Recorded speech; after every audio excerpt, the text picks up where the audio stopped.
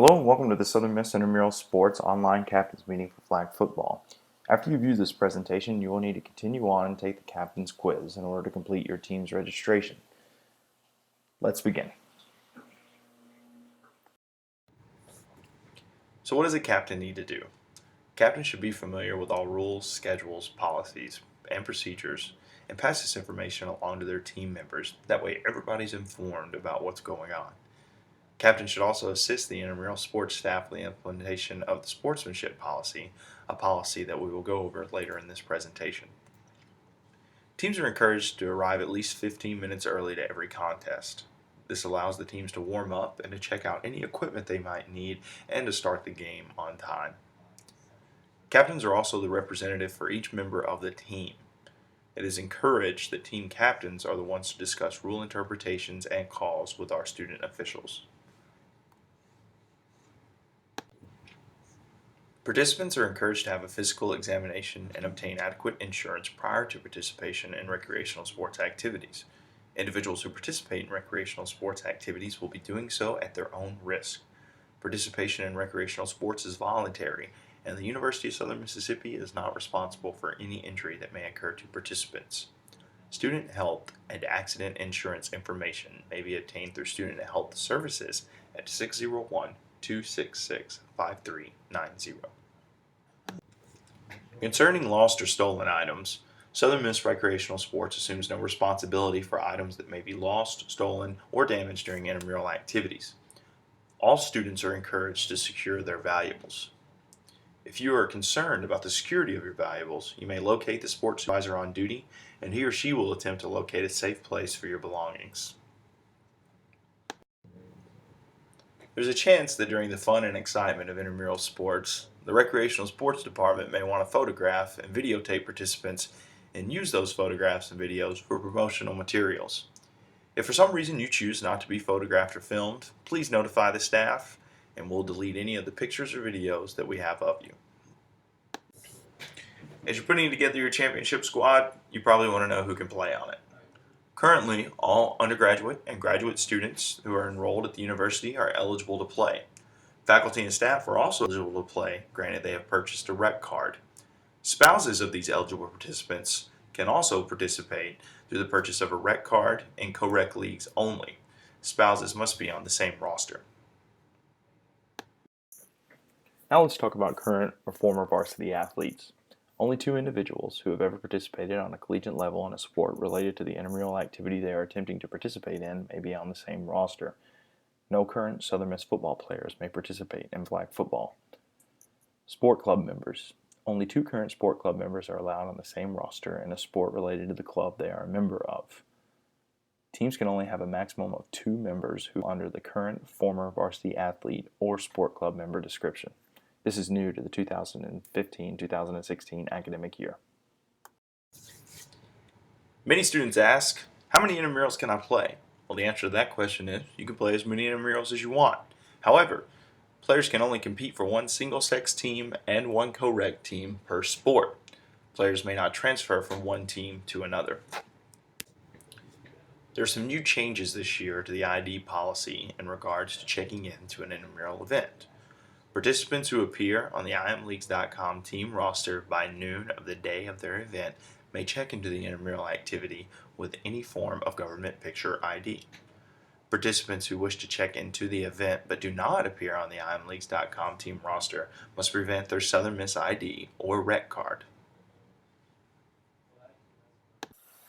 Where do flag football games take place?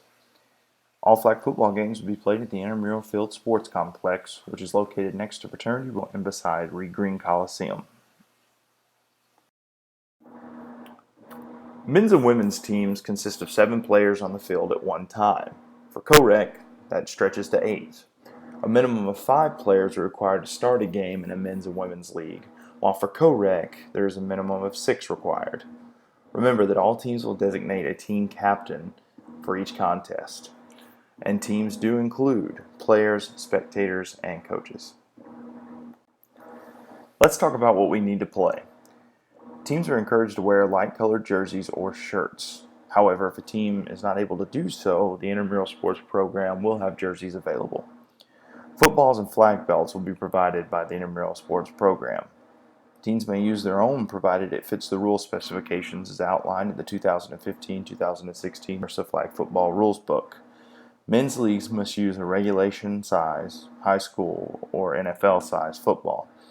Women and co-rec leagues may use a regular size, intermediate, or youth football. Players are required to wear athletic clothing while participating in flag football activities. Regarding shoes, athletic shoes or cleats with no metal spikes may be worn. Regarding the shorts that players wear, they must be athletic in nature and have absolutely no pockets. Players are not allowed to wear caps with bills or bandanas with knots. If a player wishes to use some sort of protective eyewear or wear some type of sunglasses, please make sure that those glasses consist of a pliable material and are not rigid whatsoever. Exposed jewelry of any kind is not to be worn during the game.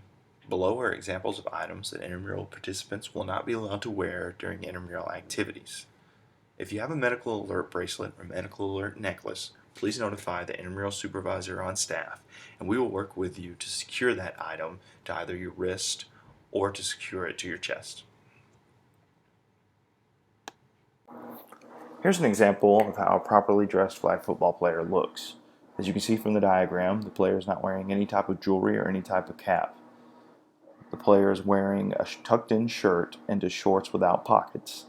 And also, the player is wearing a flag belt that contrasts from the shorts or shirt color, and the flags are resting on each hip and the buttocks. Now let's take a look at some flag football specifics. Games are typically scheduled on the hour. They consist of two 20-minute halves, in which the clock will run through the first 20 minutes of the first half and the first 18 minutes of the second half. During the last 2 minutes of the second half, we will have a regular football clock. Teams will receive 2 timeouts per half. These timeouts will be 60 seconds in length. Overtime. There will be no overtime in the regular season, so your games can end in a tie. Mercy rule. If at any point a team is ahead by 45 points at halftime, the game will be called. In men's and women's leagues, if a team is ahead by 19 points at the 2-minute mark, the game will be called. As for co-rec at the 2-minute mark in the second half.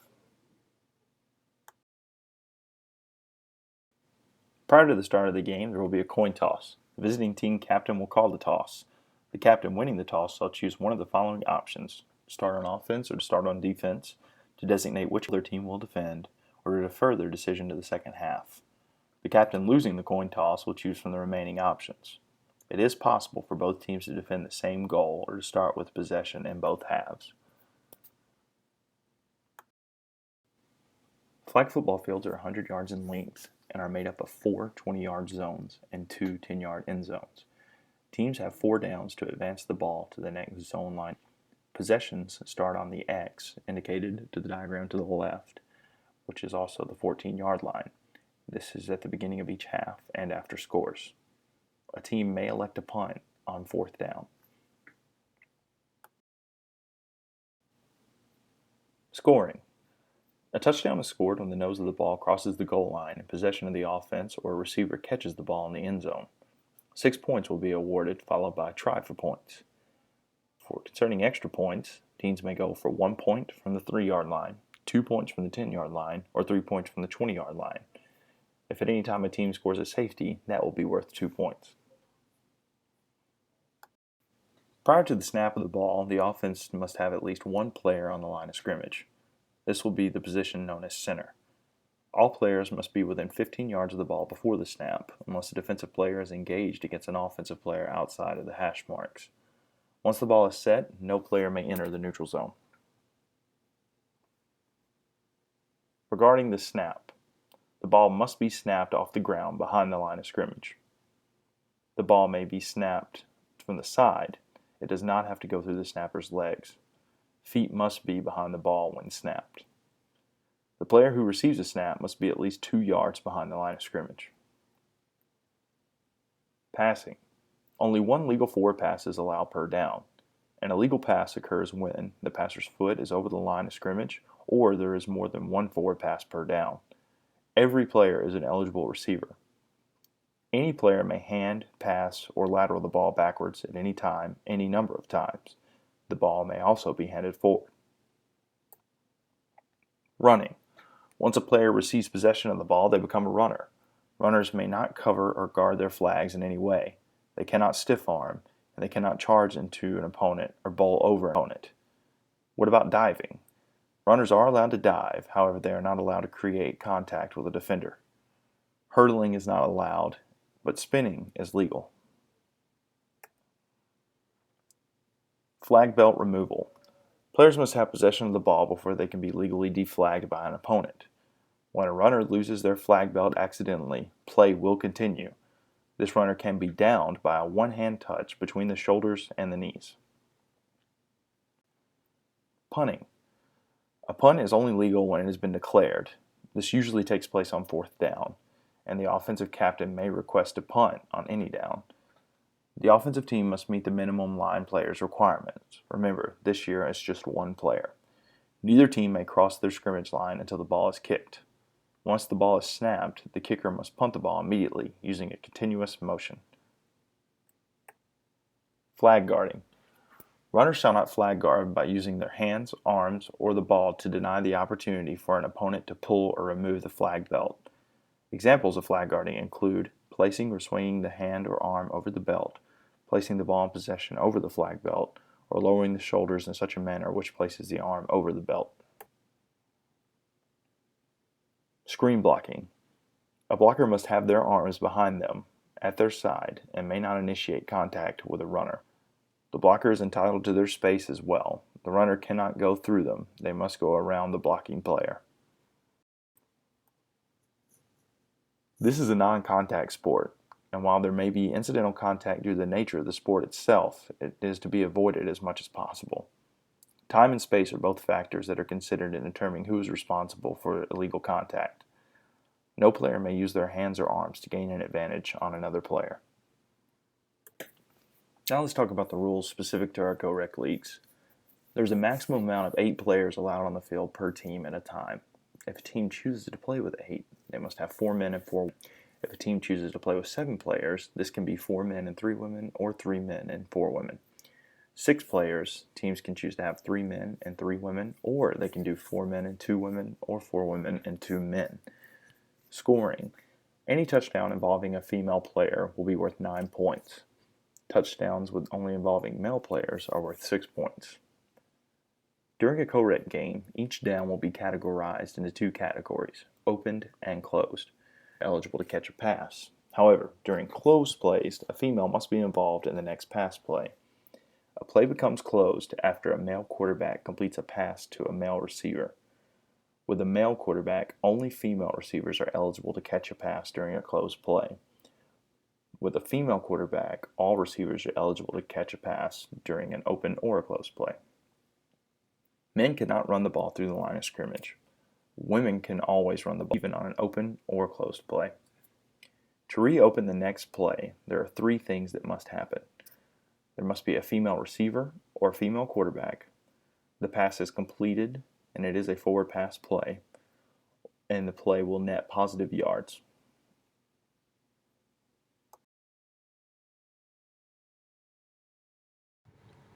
If for some reason a team wishes to protest rule interpretation or player eligibility, here are some guidelines that team should be aware of. Individuals who wish to protest must do so at the time of the incident in question. Judgment calls are not subject to protest. The protesting team must notify the site supervisor to suspend play. The supervisor will then document the contest facts and file a report. Signed protest forms must be submitted to the Wellness Center the day following the contest in question. Southern Miss Intramurals reserves the right to investigate the eligibility of teams and players.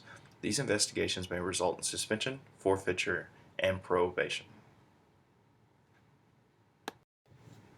In order to keep games starting on time, Southern Miss Intramural Sports adopts a policy that game time is forfeit time. If teams know that they cannot make their scheduled match time, there are 2 options that team has. One is to forfeit, and the other is to default. Teams that fail to have the required number of players present at the game site at the designated game time must forfeit the match. A forfeit results in a loss for the team, a sportsmanship rating of 2.0, a suspension of the team captain, and a fee of $15 assessed to that team captain. Once this fee is paid to the Paint Center sales desk, the forfeiting team's captain's suspension will be lifted. The better of these two options is to default. If a team informs the intramural office that they cannot make their scheduled game by noon the day of their game, or even further in advance, the game will be defaulted and result in a loss for the defaulting team and a sportsmanship rating of 3.0. There are no fees associated with defaulting a game. Here's the sportsmanship scale for intramural sports. After each game, the officials and site supervisor will come together and determine the sportsmanship upon the behavior of that team during the game. Keep in mind, a team includes players, coaches, and fans. Examples of factors that could affect a team's sportsmanship rating may include team or player dissent towards an official, unsportsmanlike conduct penalties or technical fouls, abusive language, excessive celebration, unruly fans, and so on. Teams must maintain a sportsmanship of 3.0 to be eligible for playoff competition. For a complete set of rules and penalties, please visit us at www.usm.edu/recsports/rules. You can also contact us at the information listed on the next slide. League information. Schedules and brackets will be posted to imleagues.com/USM. You can find these easily on your team page. Game times are based on the division you register for. For example, Mondays at 10 p.m. This means that you will play every Monday at 10 p.m.